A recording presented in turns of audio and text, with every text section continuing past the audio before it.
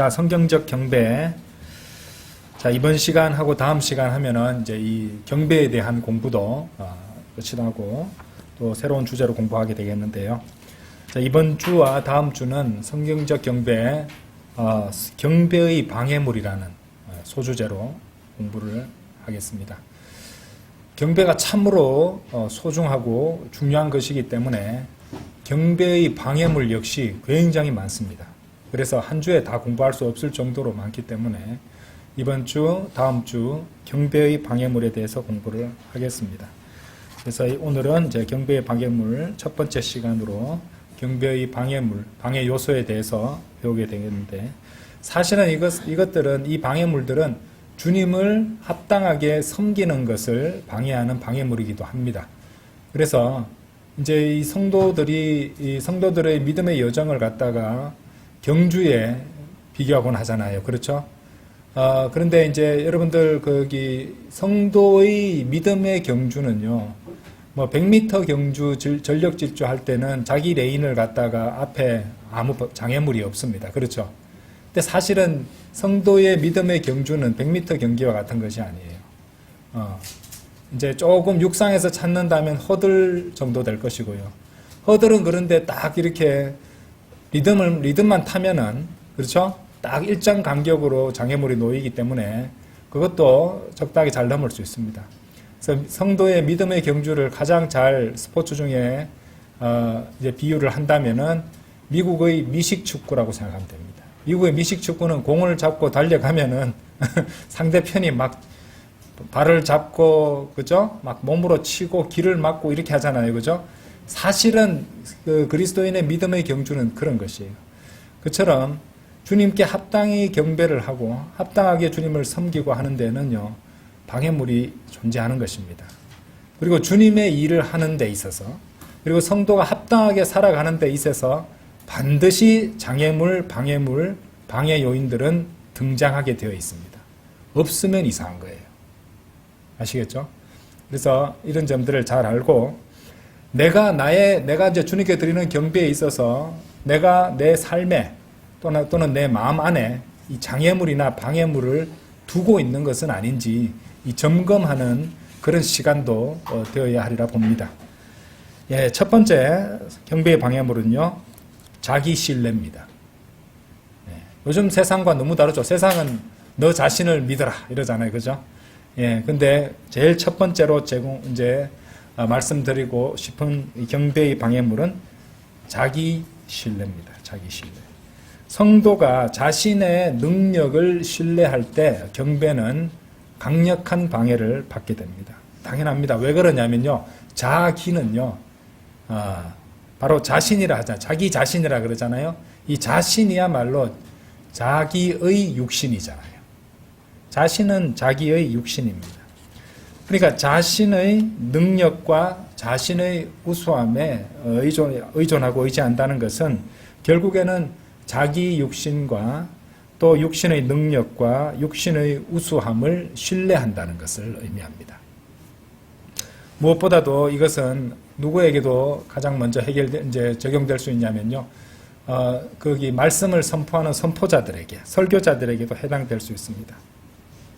만일 목자나 목회자가 하나님의 말씀을 선포하는 데 있어서 자기 자신의 언변과 자기 자신의 지식을 이제 신뢰한다면은 사실은 그 사람은 말씀을 선포하는 사람이 그 예배 그리고 그 경배를 완전히 망쳐버리고 있다, 이렇게 생각할 수 있다는 것이죠.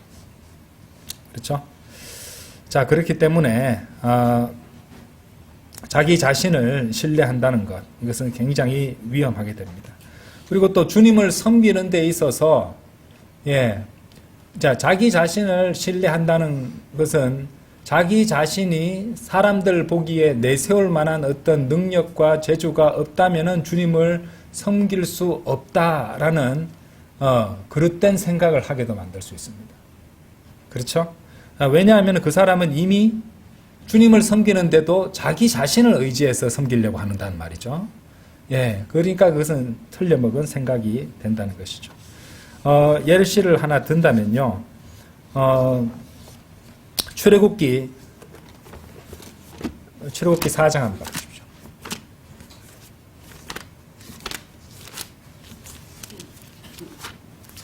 출애굽기 4장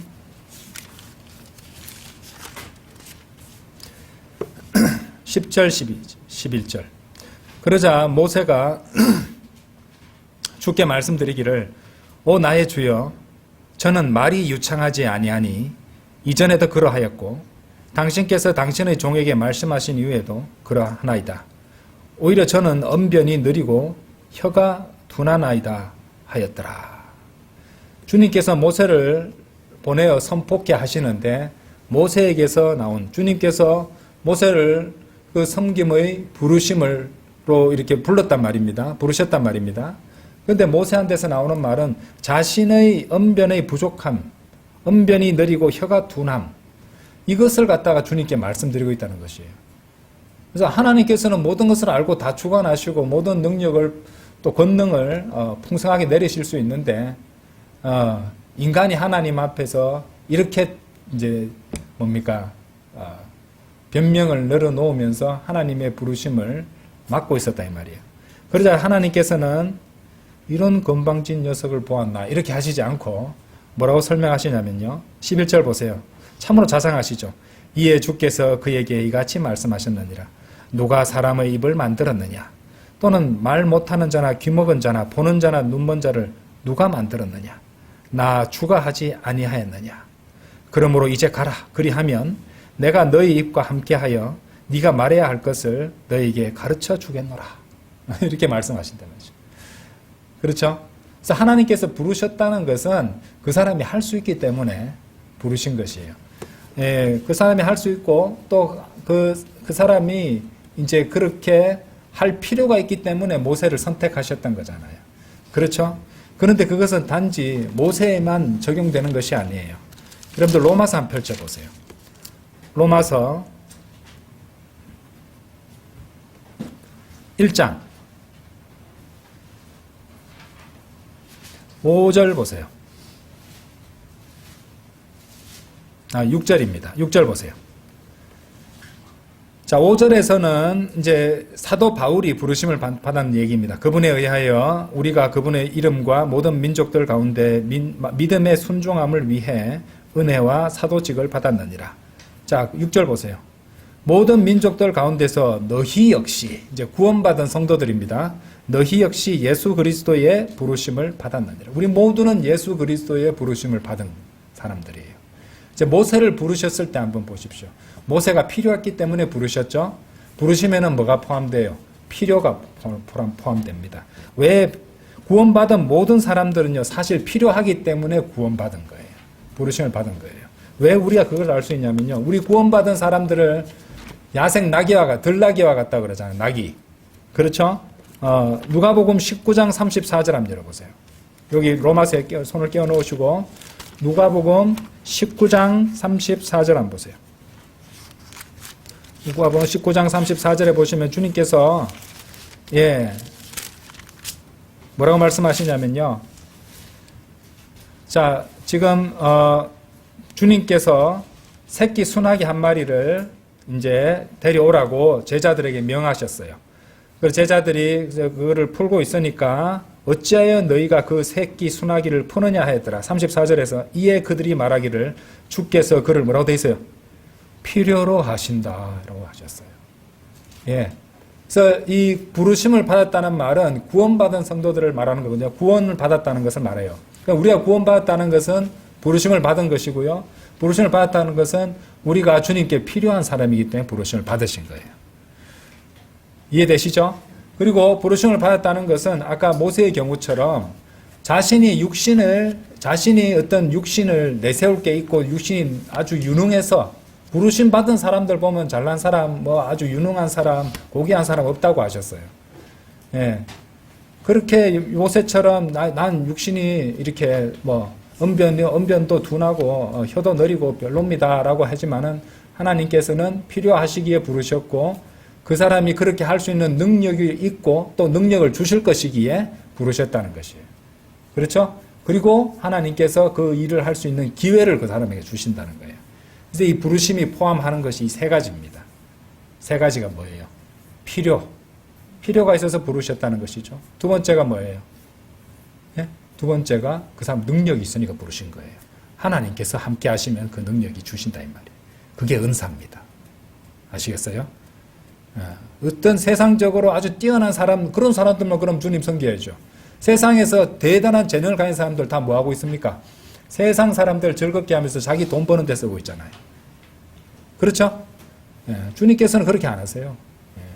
주님께서는 부족한 사람, 볼품없는 사람, 무능하다는 말은 이제 세상적인 관점에서 봤을 때 재주가 별로 없어 보이는 사람이라도 그 사람의 마음이 합당하고 주님께 순종하면 누구라도 위대한 일을 할 수 있도록 인도해 주신다는 거예요. 그러니까 주님께 경배하시는 것, 주님을 섬기는 것 모두 다 자기 자신을 신뢰해서 하는 것이 아니에요. 자기 자신을 신뢰하는 것은 결국에 주님께 합당한 경배를 드리고 주님을 합당하게 섬기는 데 있어서 오히려 강력한 방해물로 작용하게 된다는 것을 아셔야 됩니다. 그렇죠? 빌립보서 3장 3절 한번 열어보세요. 빌립보서 3장 3절. 이는 영 안에서 하나님을 경배하고 그리스도 예수를 크게 기뻐하며 육신의 신뢰를 두지 않는 우리야말로 할례자들이기 때문이라 라고 했죠. 그죠? 육신은 뭐라고 되어 있어요? 육신의 신뢰를 두지 않는다 이 말이에요. 그렇죠? 이 말씀이 지금 제가 드리는 말씀하고 일맥상통하는 주제를 담고 있습니다. 그렇죠? 지난 시간들에도 제가 여러 번 설명했지만은 아무리 우리가 예수 그리스도를 신뢰하여 구원받았다 할지라도 어느 순간 우리는요, 육신 안에서 살아가는 동안에, 아주 구속받지 않은 육신 안에 살아가는 동안에 예수 그리스도 주님과 주님의 말씀 대신 육신을 어느 순간 신뢰하며 살아갈 수 있게 돼요.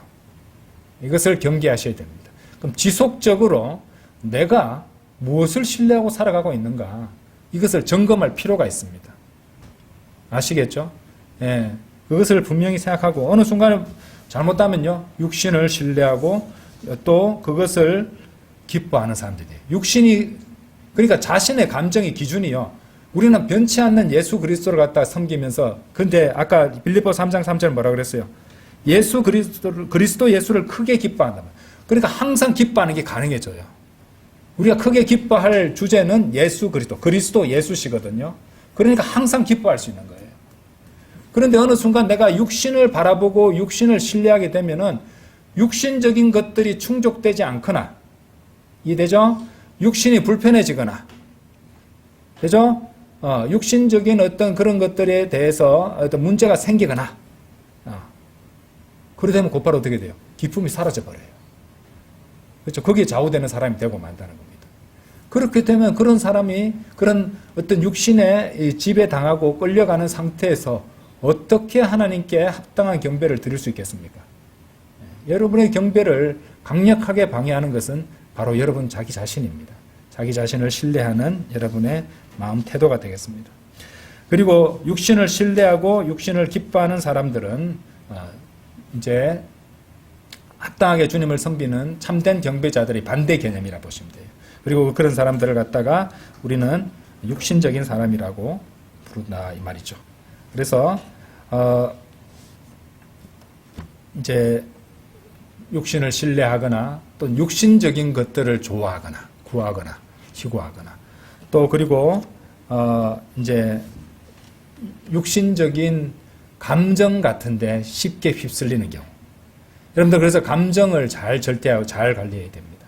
감정도 주님을 위해서 합당하게 써야 되는 거예요. 근데 이 감정이 잘못하면 오히려 방해물이 됩니다. 우리는 감정적인 어떤 존재이기 때문에 육신을 갖고 있기 때문에 감정을 느끼지 않고 살아갈 수는 없습니다. 그렇죠? 그런데 이 감정을 특히 자매님들은 감정을 잘 절제하셔야 돼요. 어느 순간에 확 휩쓸릴 수 있다 이 말이에요.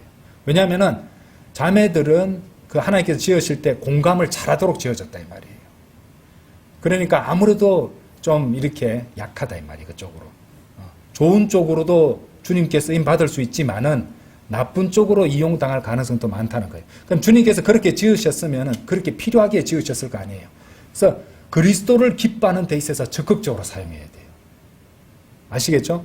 육신적인 것을 기뻐하고 하는 것들에 대해서 또 그것이 충족되지 않으면 곧바로 어떻게 돼요? 우울하고 슬프고 낙심되고 하는 걸로 가기 쉽잖아요. 그래서 철저하게 지키셔야 한다 이 말입니다. 형제님들도 마찬가지입니다. 그것은. 자, 두 번째 방해물은요, 세속주의입니다. 세속주의. 세속주의. 세속주의도 성도의 경배를 방해할 것입니다. 세상을 좇는 사람은 오직 세상만 신경 쓰고 세상만 생각하게 될 것이기 때문에 그런 사람은 제대로 하나님을 섬길 수가 없습니다. 특히 이제 무신론자는 그야말로 세상에 빠져서 세상과 함께 살아가는 그런 사람들이기 때문에 세상에 빠져있는 한 구원받기도 너무 힘들고 하나님을 제대로 경배할 수도 없게 된다는 것이죠. 자, 아주 중요한 말씀 하나 보겠습니다. 요한복음 17장 한번 보세요.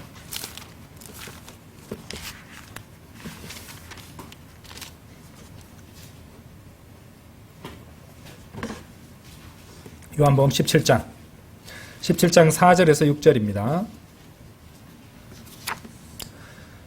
제가 지상에서 당신을 영화롭게 하였나이다. 저는 당신께서 저에게 행하라고 주신 그 일을 완수하였나이다. 그리고 오 아버지여, 이제 당신께서는 세상이 있기 전에 제가 당신과 함께 지녔던 그 영광으로 당신 자신과 함께 저를 영화롭게 하소서. 당신께서 세상으로부터 저에게 주신 사람들에게 제가 당신의 이름을 명백하게 나타내었나이다. 그들은 당신의 것이었으며 당신께서 그들을 제게 주셨나이다. 그리고 그들은 당신의 말씀을 지켰나이다. 자, 여기서 여러분 눈여겨보셔야 되는 부분이 당신께서 세상으로부터 저에게 주신 사람들이에요. 자, 그럼 세상으로부터 저에게로 주신 사람들이라는 이 표현을 잘 보시기 바랍니다. 6절 영어 표현 보세요. 영어 표현에서 자, Thou gavest me out of the world 라고 되어 있습니다. 그러니까 당신께서 저에게 뭐라고 되어 있어요? 주셨던 당신께서 나에게 주셨다 이 말이에요. 그렇죠? Out of the world는 뭐냐면은 세상으로부터라고 이제 번역되지만 사실은 out of는 뭐뭐로 밖으로 나온 거예요. out of는. 그러니까 세상으로부터 밖으로 해서 나에게 주셨다는 것이에요.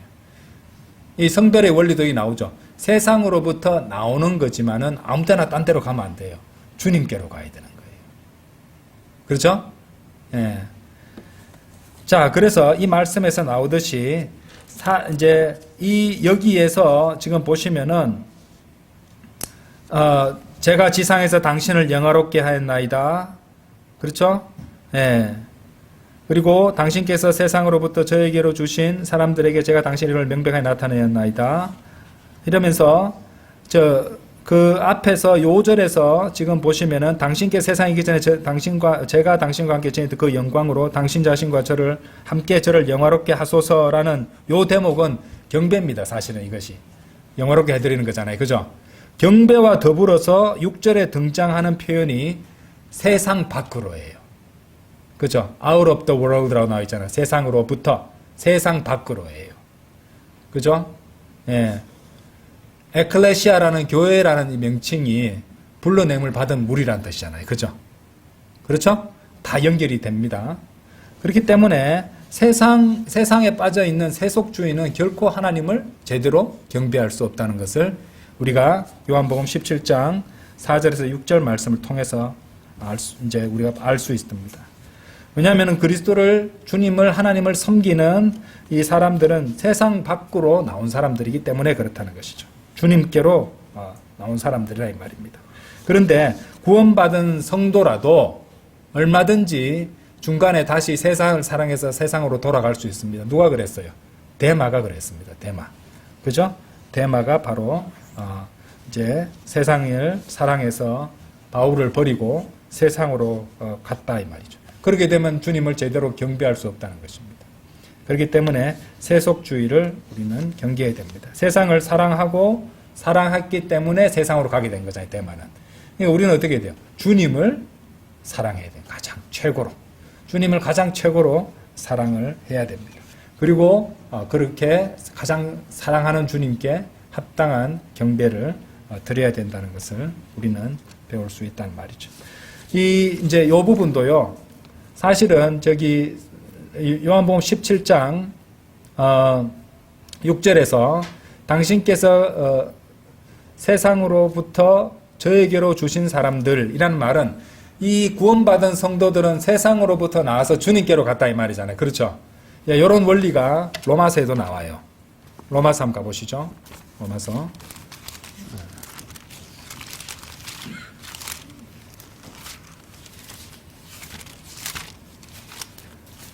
로마서 1장 1절이에요. 예수 그리스도의 종 바울은 사도가 되도록 부르심을 받았으며 하나님의 복음을 위하여 구별되었으니, 자, 구별이란 말 보세요. separated unto the gospel of God이라고 되어 있습니다. 그죠? separate는 분리시키다라는 뜻이에요. separated, 분리되었다 이 말이에요. 그럼 세상으로부터 분리되었으니까 세상부터 나온 거잖아요. 그런데 거기서 끝나면 안 돼요. 어디로 가야 돼요? unto the gospel of God이라고 되어 있어요. 하나님의 복음을 위하여, 하나님의 복음으로 이제 분리되어야 되는 거예요. 복음을 위하여 분리된 거예요. 복음이 뭐예요? 예수 그리스도의 죽음, 장사, 부활이에요. 단순한 구원뿐만 아니라 우리 성령 안에서 살아가는 삶도 죽음, 장사, 부활이에요. 그렇죠? 이것을 위해서 우리는 세상으로부터 분리되었다는 거예요. 그것이 아까 요한복음 17장 6절에 나오듯이 세상으로부터, 세상에서 나와서 주님께로 주어져 있는, 부르심을 받고 주님께로 간 사람, 바로 우리들입니다. 그죠? 당연히 세속주의는 경배의 방해물이 될 수밖에 없다는 것입니다. 당연한 것이죠. 그죠? 예. 골로새서 4장 14절 한번 보세요. 골로새서 4장 14절.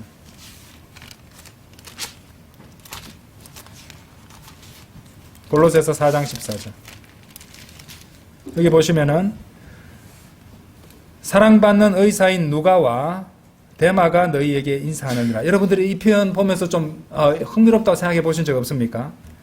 사랑받는 의사인 누가와 데마가, 이때는 데마가 이제 세상을 사랑해서 세상으로 바울을 버리고 가기 전입니다.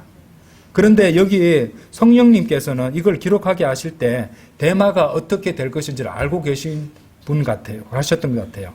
왜냐하면은 Luke, the beloved physician 하고 컴마가 있습니다. 그러니까 사랑을 받는 것은 사랑받는 의사 누가에게만 해당돼요. 근데 데마에는 사랑받는이란 말이 없이 그냥 데마스라고 되어 있어요. 오묘하죠, 그죠? 오묘하죠? 데마가 왜 그렇게 됐냐면 디모데후서 4장 10절 보세요. 디모데후서 4장 10절. 이는 데마가 이 현 세상을 사랑하여 나를 저버리고 데살로니가로 떠났기 때문이라 라고 되어 있습니다. 그죠? 이 현 세상을 사랑하여 세상은 나를 저버리고 데살로니가로 떠났다. 사도 바울을 저버렸던 말은 주님을 저버린 것이에요. 사실은. 그죠? 예. 그래서 이 세속주의는 아주 우리가 철저하게 경계해야 할 경배의 방해물이 된다 하셔야 되겠습니다. 자, 세 번째 방해물은요. 세 번째 경배의 방해물은 비판의 영과 마음이에요. 비판의 영과 마음. 자, 우리 모두는 인정할 수밖에 없을 것입니다. 인간은 어떤 존재냐? 인간의 마음은 어떤가? 항상 그 자체가 비판적이에요.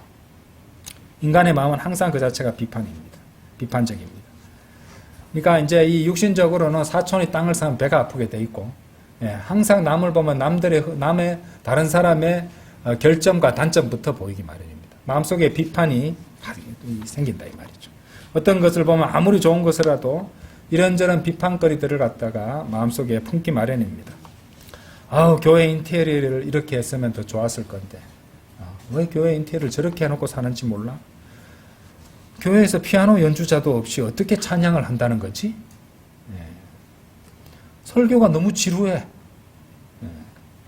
잠이 너무 와. 또 성경 공부는 왜 저렇게 오래 하는 거야? 오늘 저 선포자가 했던 말은 틀렸어. 내가 그것에 대해 잘 아는데 요건 요렇게 설명했어야만 했어. 이런 생각들이 생길 수 있습니다. 하지만 그런 생각들은 결국 참된 경배를 방해하고 망쳐버리기까지 한 것입니다. 하나님께서 부르시어 세우셨다는 것은 그만큼 필요가 있고 그렇게 할 능력이 있고 그 기획을 있기 때문에 부르셨다고 제가 말씀드렸죠. 그죠? 그래서 하나님께서 그렇게 인도하시고 계신다면은, 우선 내 마음속에 비판의 영이 가득 차 있지 않는가 말씀에 비춰보고 나부터 바로 잡아야 합니다. 로마서 15장 가보세요.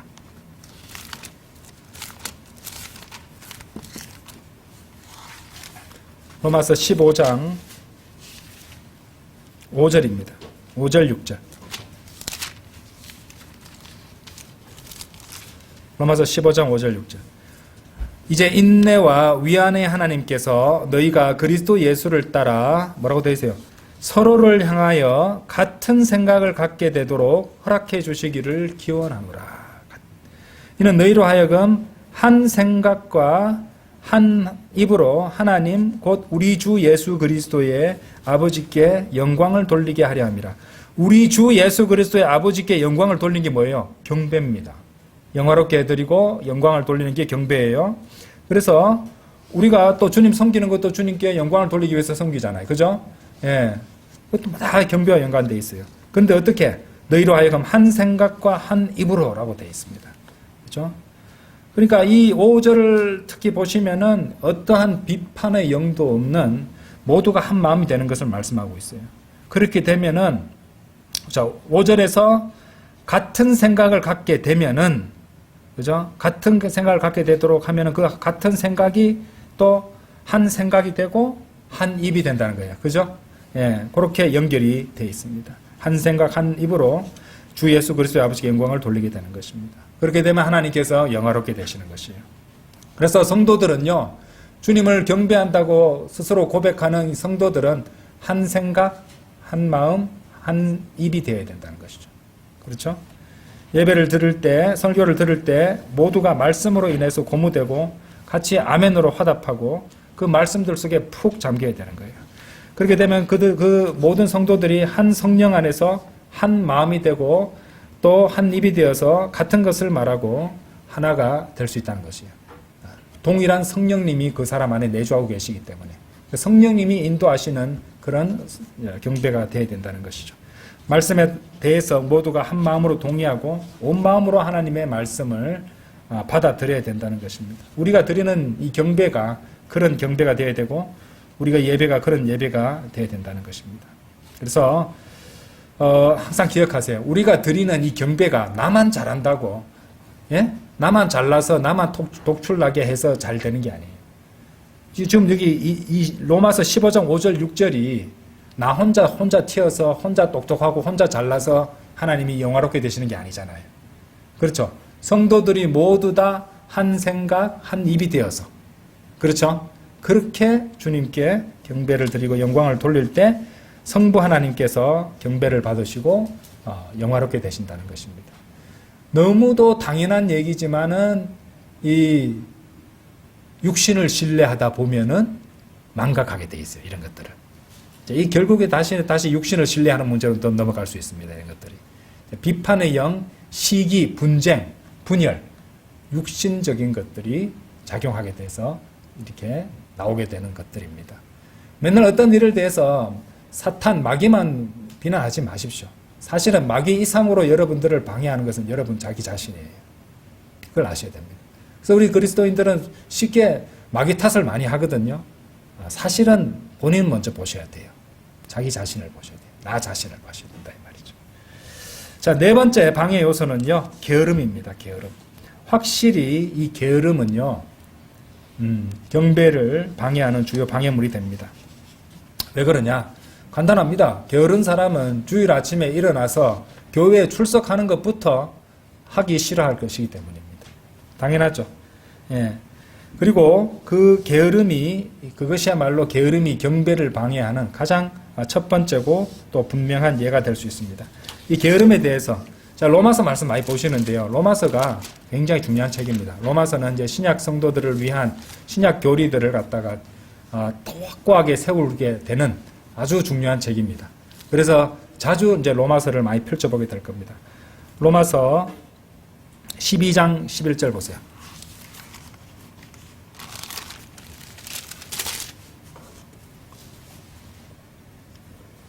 로마서 12장 11절. 자, 뭐라고 돼 있어요? 이 일에는 게으르지 말고, 자, 게으르지 말고 영 안에서 열정적으로 주를 섬기라 라고 돼 있습니다. 영 안에서란 말을 분명히 주셨죠. 그죠? 예? 육신적으로 열정적이 돼도 문제가 생겨요. 영 안에서라고 분명히 말씀하셨죠. 그죠? 이게 굉장히 중요합니다. 자, 성경은 일에는 게으르지 말라고 명령하셨죠. 그 영어 표현이 뭐라고 되어 있어요?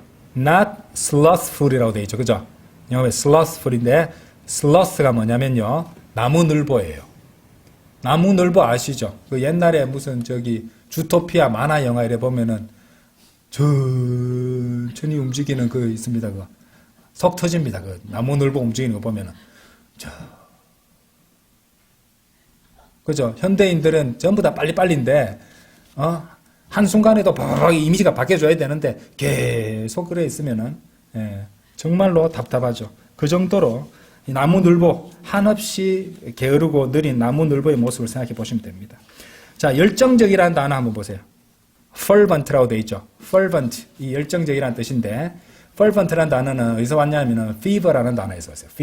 fever가 뭐냐면은 열정, 열이에요, 열. 그죠? 열이라는 단어에서 온 단어가 fervent입니다. 그런데 아까도 말씀드렸지만은 육신적인 열과 육신적인 열정이 아니에요. 예. 제가 말씀드렸죠. 그죠? 그건 성령의 열매 아닙니다. 교회에서 막 누구보다도 많은 일을 하고 열심히 하고 와 한데 이것이 반드시 성령의 열매에서 나온 것은 아닐 수도 있다 그랬죠. 예. 육신이 무엇이 이제 어디서 근원이 되는가를 보셔야 된다 이 말이죠. 사람들 앞에서 내가 잘 보이고 내가 또 칭송받는 사람이 되고 그렇게 해서 막 열심히 하는 사람들도 있거든요. 예. 그런 사람은 오히려 정반대의 길을 가고 있는 거예요. 그래서 이 성경 말씀은 영 안에서 열정적으로 주를 섬기라라고 되어 있어요. 영 안에서. 그죠?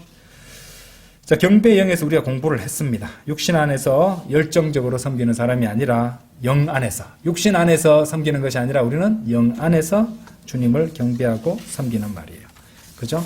영 안에서 경배를 드린다는 것은 한 영이신 주님과 한 영이 되어서 한 영, 우리가 기억죠. 왜 한 영이라고 했는지 아시죠? 그죠? 구별되는 한 영이신 하나님이시잖아요. 그죠? 그분과 우리가 하나의 영이 된단 말이에요.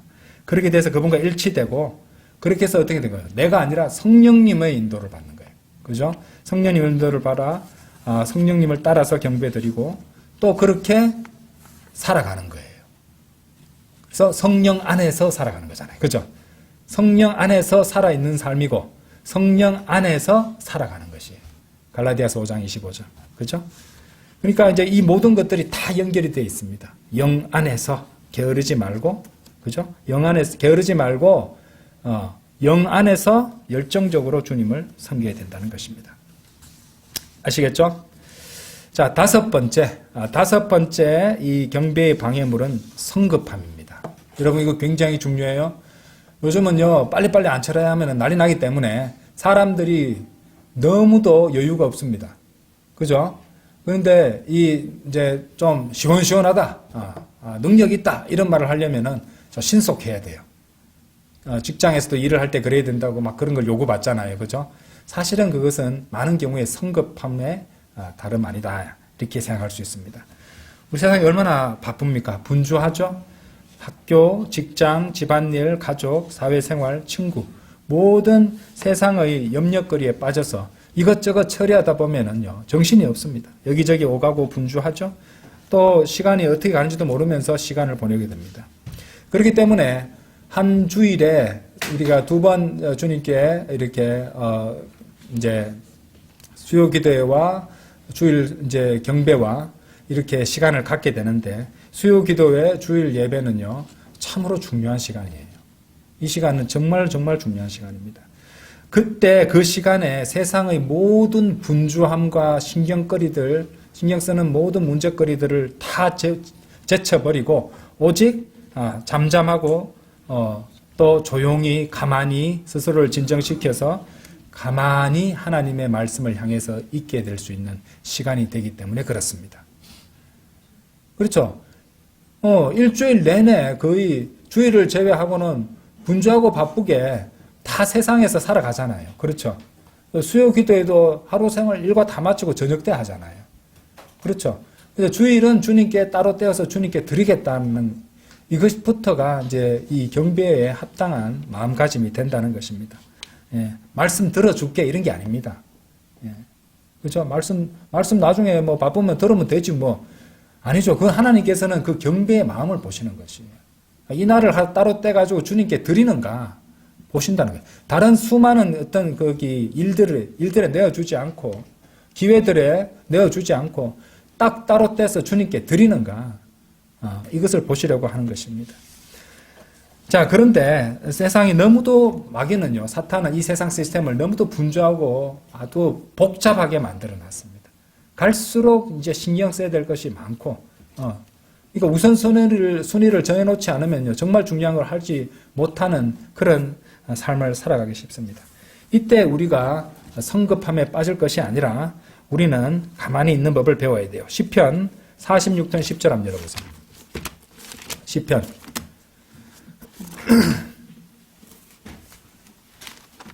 시편 46편 10절.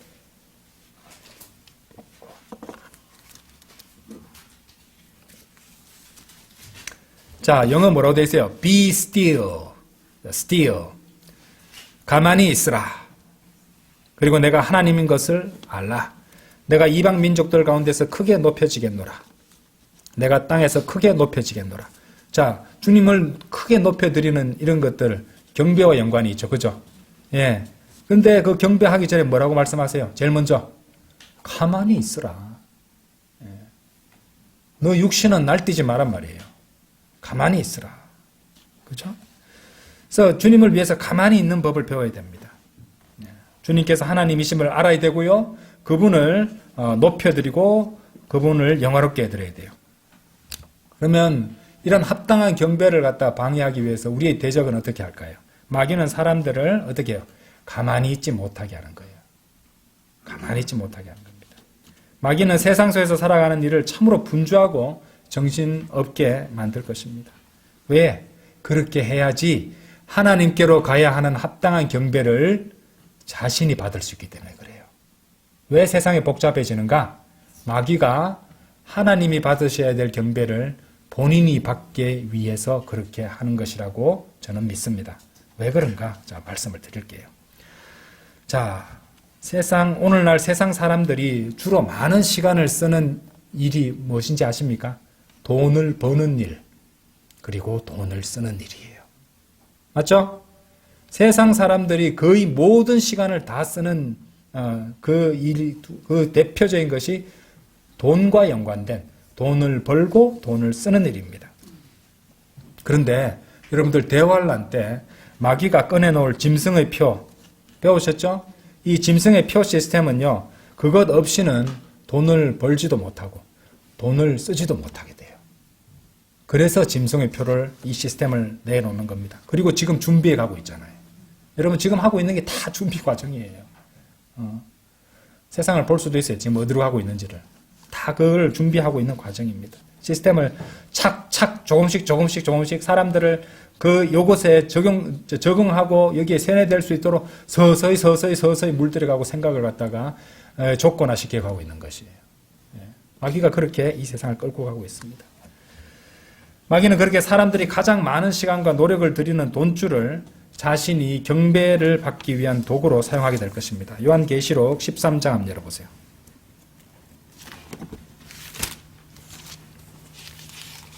요한계시록 13장 15절에서 17절. 그리고 그가 그 짐승의 형상에게 생명을 주는 권능을 가졌으니 짐승의 형상으로 하여금 말하게도 하고 그 짐승의 형상에게 경배하지 않으려는 자들은 다 죽임을 당하게도 하였더라. 짐승의 형상, 그리고 우리가 뭐가 나오고 있어요? 경배라는 단어가 나왔습니다. 그죠? 그죠? 마귀는 하나님이 받으려는 경배를 받으려고 하는 거예요. 그래서 하는 일이 뭡니까? 16절에 그리하여 그가 작은 자도 큰 자도 부유한 자도 가난한 자도 자유로운 자도 속박된 자도 모두 그들의 오른손 안이나 그들의 이마 안에 표를 받게 하니 그 표나 짐승의 이름이나 그 이름의 숫자를 지닌 자 외에는 아무도 사거나 팔지 못하게 하려 함이다 라고 되어 있습니다. 사거나 팔지 못하면요 아무것도 못합니다 진짜로. 예. 현대는 소비 시대거든요. 그죠? 매일 하루라도 소비 안 하고 돈 쓰지 않고 시간 보내기 너무 힘듭니다. 돈이 없어서 문제지. 그렇죠? 그렇기 때문에 자 분주하게 만들고 하는 것들은 결국에는 마귀가 그 뒤에 있다. 사람을 성급하게 만드는 것도 마귀가 그 뒤에 있어서 하나님께 합당한 경배를 드리지 못하게 한다는 것을. 그래서 성경 곳곳에는요 가만히 있으라는 명령들이 굉장히 많이 나와요. 우리는 그래서 가만히 있고 주님께 경배를 드리고 주님께서 하나님이심을 알고 또 그분을 영화롭게 해드리기 위해서 하나님의 말씀, 주님의 말씀에 귀를 기울여야 됩니다. 민수기 9장 8절에서 이에 모세가 그들에게 말하기를 가만히 서 있으라. 그리하면 주께서 너희에 관하여 무엇을 명령하실지 내가 듣겠노라 하였더라. 사무엘기상 9장 27절에서 그런즉 그들이 도시 끝으로 내려가고 있는 동안 사무엘이 사울에게 말하기를 종에게 우리보다 앞서가라고 분부하라. 그리하여 그가 갔더라. 그러나 너는 내가 하나님의 말씀을 너에게 제시할 수 있도록 잠시 동안 서 있으라 하였더라. 잠시 동안 서 있으라. 왜? 하나님의 말씀 너에게 제시할 수 있도록. 현대인들의 문제가 뭔지 아세요? 잠시도 가만 못 있어요. 잠시도 가만히 있지 않습니다. 성급해요. 너무 성급해요. 사무엘기상 12장 7절에서 그러므로 이제 가만히 서 있으라. 이는 내가 주의 모든 의로운 행적들 곧 그분께서 너희와 너희 조상들에게 행하시는 행적들에 관하여 주 앞에서 너희에게 변론하려 합니다. 성경 곳곳에 be still, 가만히 있어라, 잠시 서 있어라 이런 명령들이 나오고 있다는 것입니다. 그러므로 명심하십시오. 주님을 경배하고 섬길 때에는 마음속에 세상의 분주함들을 모두 꺼버려야 돼요. 꺼버리고 세상의 일들에 얽매이지 말아야 됩니다. 주님은 우리의 마음을 보시는 분이시죠. 그래서 가만히 잠잠하고 주님께 온전히 시간을 들여서 주님을 경배하고 그분의 말씀에 귀를 기울여야 합니다. 그리고 그 말씀을 동력 삼아서 주님을 섬겨야 된다는 것이죠. 강력한 방해자인 마귀는 하나님의 말씀에 집중하지 못하도록 계속해서 여러분 마음속에 생각을 넣어주고 분주하게 만들려고 애를 쓰고 있다는 사실을 결코 잊어서는 안 됩니다. 특히 주일날부터라도 온전히 주님께 내어드리겠다고 분명히 약속드리고 가만히 서 있을 수 있어야 되는 거예요. 아시겠죠? 자, 6번째 방해 요소, 이번 시간 마지막 방해 요소인데요. 방언입니다. 방언. 은사주의에 대해서 얘기를 좀 드릴 수밖에 없습니다. 은사주의자들이 들으면 벌쩍 뛰겠지만 방언 역시 경배를 방해합니다. 예, 은사주의 교회에서는 자신들이 방언하는 것이 아니 뭐 유튜브 쇼츠 같은데도 어떤 교회에 라이브로 방언하는 영상이 막 나오는데 아주 막 소름 끼치더라고요. 봤을 때 너무 무서워요. 하는 짓을 보면은요. 그걸 좋다고 하고 있습니다. 예.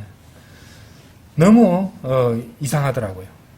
자, 한번 생각해 보세요. 어떤 사람이 예배에 참석했는데 사람들이 랄랄랄랄 슈슈슈슈슈슈 이러고 있으면은 미쳤다고 생각하지 않겠습니까? 그죠? 너무 이상하잖아요. 근데 그 사람이 방언을 멈추는 대신에 덕을 세우는 일을 한다면은, 그러니까 방문자들은 무릎을 꿇고 또 진정으로 하나님을 경배할 수 있게 될 것입니다. 그렇기 때문에 광기에 가까운 이상한 괴소리인 은사주의 방언. 방언은 원래 외국어입니다. 텅입니다. 외국어예요. 은사주의자들이 하는 방언은 괴소리예요. 괴소리. 외계어. 괴소리입니다. 그건 멈춰야 됩니다.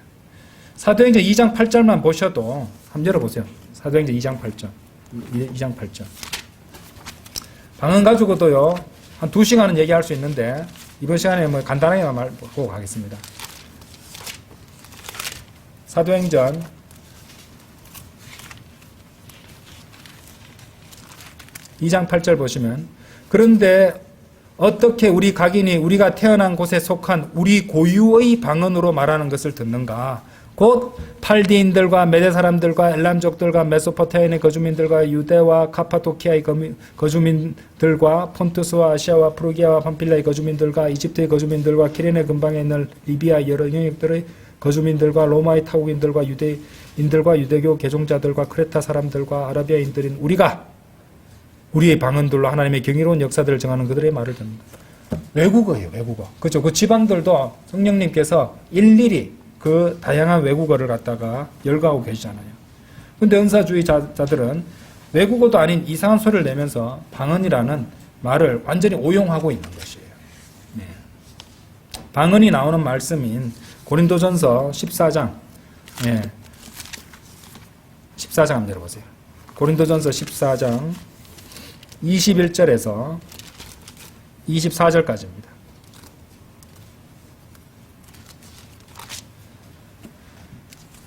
(14장) 21절에서 잘 보세요. 율법 안에 기록되기를, 어디에 기록됐다고요? 율법. 이건 누구를 위한 거예요? 유대인들. 그죠? 자, 유대인들을 위한 율법 안에 기록됐다는 거예요. 다른 방언들과 다른 입술들을 지닌 사람들과 더불어 내가 이 백성에게 말하겠노라. 그런데 그 모든 것에도 불구하고 그들은 여전히 나의 말을 듣지 아니하리라. 주가 말하노라 하였도다. 이런 이유로 방언들은 믿는 자들을 위한 것이 아니라 뭐라고 되어 있어요? 믿지 아니하는 자들을 위한 표적이라 이 말이에요. 믿지 않는 유대인들을 위한 표적이란 말이에요. 그리고 율법 안에 기록되기를 이라고 했으니까 이건 유대인들을 위해서 한 것이잖아요. 그렇죠? 그러나 예언하는 것은 믿지 아니하는 자들을 위한 것이 아니라 믿는 자들을 위해 적합한 것이라. 그러므로 만일 교회 전체가 한 곳으로 함께 모여 모두 방언들로 말할 때 그 언어를 배우지 아니한, 여기 보시면은 그 언어를 용어선 이탈릭체로 되어 있습니다. 그죠? 우리가 이전 쓰던 성경에는 뭐라고 되냐면 unlearned라고 해가지고 그냥 배우지 아니한 이렇게만 말했어요. 그래서 이제 문맥상 이제 그것을 잘 이해할 수 있도록, 그죠? 그 언어를 배우지 아니하기 때문에 그 언어를 이해하지 못한 사람들을 말하잖아요. 그죠? 예. 그래서 그 언어를 배우지 아니한 자들이나 믿지 아니하는 자들이 들어온다면 그들은 너희가 미쳤다고 말하지 않겠느냐. 그러나 만일 모두가 여행하는데 믿지 아니하는 이나 그 언어를 배우지 아니하는 이가 들어온다면 그는 모두에 의하여 양심의 가책을 받으며 그는 모두에 의하여 판단을 받느니라. 그렇죠? 알아들을 수 있게 예언하면은 예, 그렇게 된다는 말입니다. 자, 이 구절을 갖다 한 절 한 절 자 설명을 좀 드릴게요. 그래서 어째서 방언이 경배의 방해물인지를 잘 이제 우리가 확인할 수 있어요. 이 경배의 방언이 경배의 방해물이 된다는 것을 보여주는 가장 분명한 말씀이 바로 이것이에요. 21절 보세요. 21절은 아까도 제가 이제 간단히 설명을 드렸습니다만은 방언을 말하는 것이 애당초 누구에게 주어진 것인지를 갖다 보여주는 말씀이에요. 그죠? 자, 이 방언이는 사실은 지금 아까 사도행전 2장 8절에 나오는 이 방언은 어떤 거냐면요. 갑자기 하나님께서 초자연적인 은사를 주셔서 배우지 않았는데도 불구하고 갑자기 그 말로 이제 할 수 있는 거예요. 그러니까 표적이 되는 겁니다. 그죠? 예. 이렇게 초자연적으로 갑자기 방언하는 것은 신약 성도들에게 주는 것, 이제 주신 그런 것이 아니에요. 네. 요즘에 언어의 능력이 있어서 배워서 연습해서 외국어를 잘하는 사람들도 많잖아요. 그죠? 그런데 그것이 바로 여기서 말하는 방언은 아니에요. 아시겠죠? 예. 자, 여기 이 방언은 유대인의 율법에 기록된 것이고 유대인 백성을 위한 것이기 때문에 당연히 방언은 믿지 않는 유대인들에게 주어진 것이라고 말씀하시는 것입니다. 그래서 사도행전 2장에서 유대인과 더불어서 나타나고 있는 것이에요. 그리고 21절에 나오는 이 말씀 있잖아요. 21절에 이를테면은 율법 안에 기록되기를 다른 방언들과 다른 입술들을 지닌 사람들과 더불어 내가 이 백성에게 말하겠노라 하고 나눈 이 말씀이요. 사실은 이사야서 구약 성경 이사야서 28장 여기 손 끼워 놓고 한번 보세요. 이사야서 28장 11절 말씀이에요. 이사야서 28장 11절.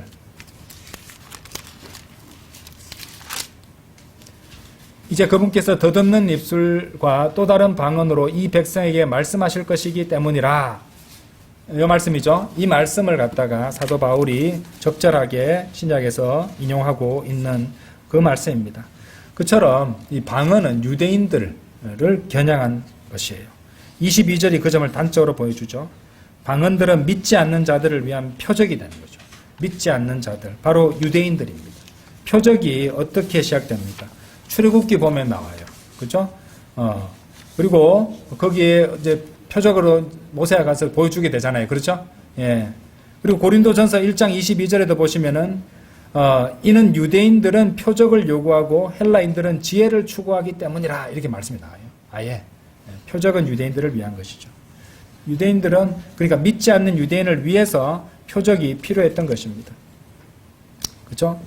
또한 예수님께서는 요한복음 4장 48절에서 너희는 너희가 표적들과 이적들을 보지 않으면 믿으려고 하지 아니하는도다 이렇게 책망하셨어요.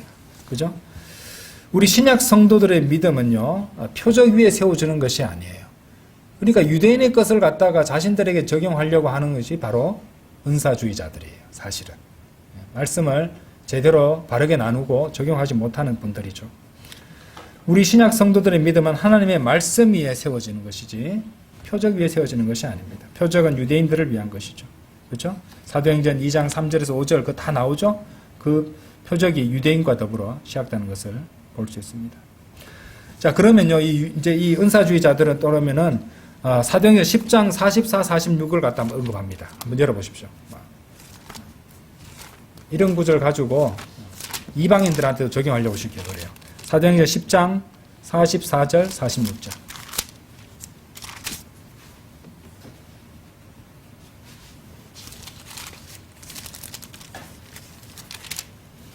(44절에서) (46절까지) 이제 보도록 하겠습니다.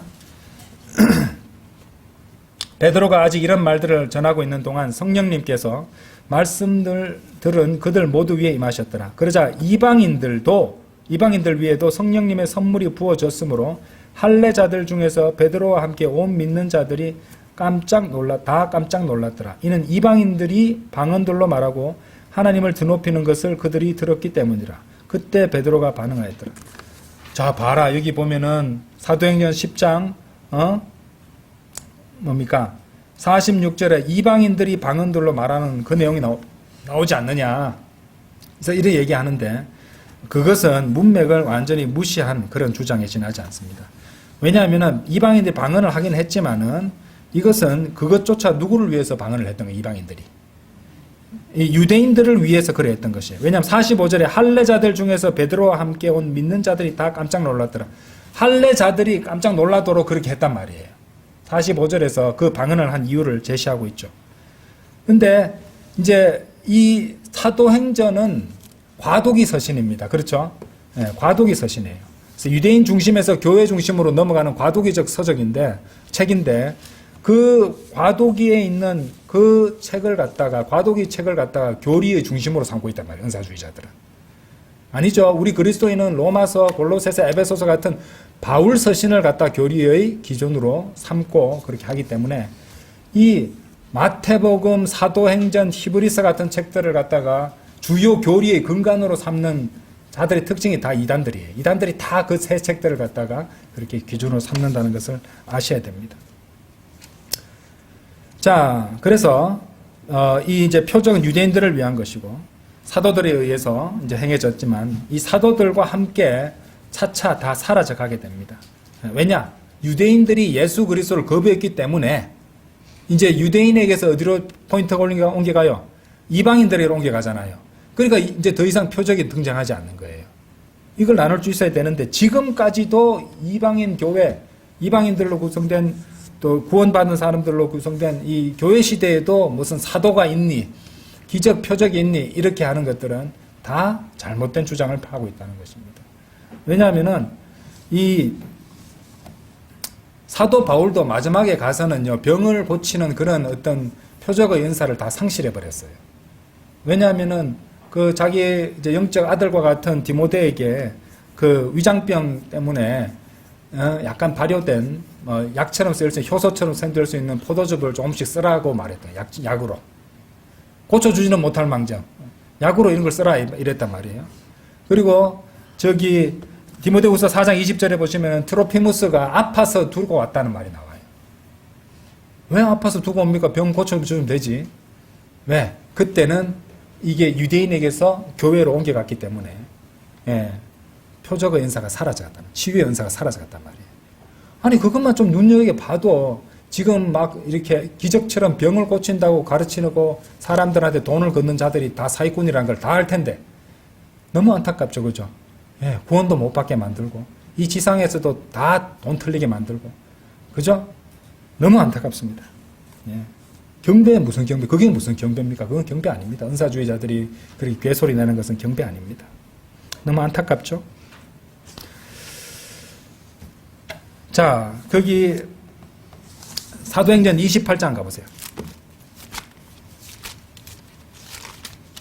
사도행전 28장 25절에서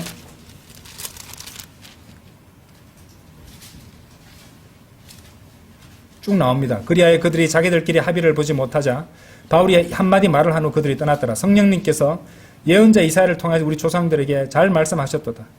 이르시기를 이 백성에게 가서 이같이 말하라. 너희는 듣기는 들어도 이해하지 못할 것이요 너희가 보기는 보아도 알지 못할 것이요 못할 것이라. 이는 이 백성의 마음이 무디어지고 그들의 귀가 듣는 것에 둔하고 그들이 자신들의 눈을 감았기 때문이니 그들이 자신들의 눈으로 보지 못하게 하려 하며 자신들의 귀로 듣지 못하게 하려 하며 자신들의 마음으로 이해하지 못하게 하려 하며 회심하지 못하게 하려 하며 내가 그들을 치유하지 못하게 하려 함이라 하셨느니라.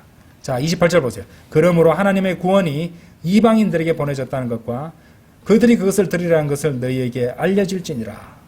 이방인들을 향해 가잖아요. 그렇죠? 그렇게 선포하는 굉장히 강력한 말씀입니다. 28절 말씀이. 자, 다시 이제 거의 끝이 다 났습니다. 고린도 전서 14장 다시 돌아가셔서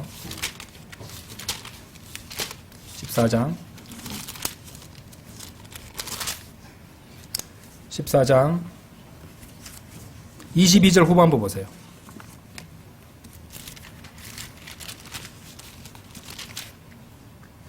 그러나 예언하는 것은 믿지 아니하는 자들을 위한 것이 아니라 믿는 자들을 위해 적합한 것이라 라고 되어 있습니다. 그렇죠? 22절 후반부 여러분이 만약 하나님의 말씀으로 가르치고 선포하면 그것이 예언이 되는 것이에요. 여러분이 예수 그리스도를 증언하면 그것이 예언이 되는 것입니다. 그래서 예언하는 것은 믿는 자들을 위해 적합한 것이라는 것이죠. 심지어 유대인이라도 예수 그리스도를 자신의 구원자로 받아들이면 이 시대에 그 사람도 우리와 똑같은 신약 그리스도인이 됩니다. 그건 아시죠? 갈라디아서 3장 28절에 거기에는 유대인도 없고 헬라인도 없으며 속박된 자도 없고 자유로운 자도 없으니 남성도 없고 여성도 없느니라. 이는 너희가 모두 그리스도 예수 안에서 하나이기 때문이라. 구별이 없다고 말씀하셨단 말이에요. 그래서 고린도전서 10장 32절을 보시면은 거기에 세 가지 구분이 나와요. 이제 좀 자세히 말씀드리자면 구원받지 않은 유대인과 구원받지 않은 이방인 그리고 구원받은 하나님의 교회가 나오는 거예요. 그래서 우리 이제 통상 유대인, 이방인, 하나님의 교회로 나누는데 유대인과 이방인이라도 구원받게 되면 하나님의 교회가 되기 때문에 더욱 자세히 설명한다면 구원받지 않은 유대인, 구원받지 않은 이방인, 구원받은 하나님의 교회 이렇게 세 부류가 나옵니다. 그래서 어떤 말씀이 세대적 진리에 따라 어느 부류에게 주신 말씀이 어느 시대를 겨냥하고 있는 말씀인지 성도는 바르게 나눠서 이해해야 되는 것이에요. 그리고 그런 건 배워야 됩니다. 바른 성경 교리를 진리의 지식을 배워야 된다는 것이죠. 예. 그래서 이 점이 굉장히 중요합니다. 23절, 24절, 고린도전서 14장 23절, 24절 요 대목까지만 정확하게 구절별로 설명해 드리면은 왜 방언이 경배를 방해할 수밖에 없는지를 정확히 알 수 있을 겁니다. 그러므로 만일 교회 전체가 한 곳으로 함께 모여 모두 방언들로 말할 때 그 언어를 배우지 아니한 자들이나 믿지 아니하는 자들이 들어온다면 그들은 너희가 미쳤다고 말하지 않겠느냐. 그러나 만일 모두가 예언하는데 믿지 아니하는 이나 그 언어를 배우지 아니한 이가 들어온다면 그는 모두에 의하여 양심을 가책을 받으며 그는 모두에 의하여 판단을 받느니라 라고 되어 있습니다.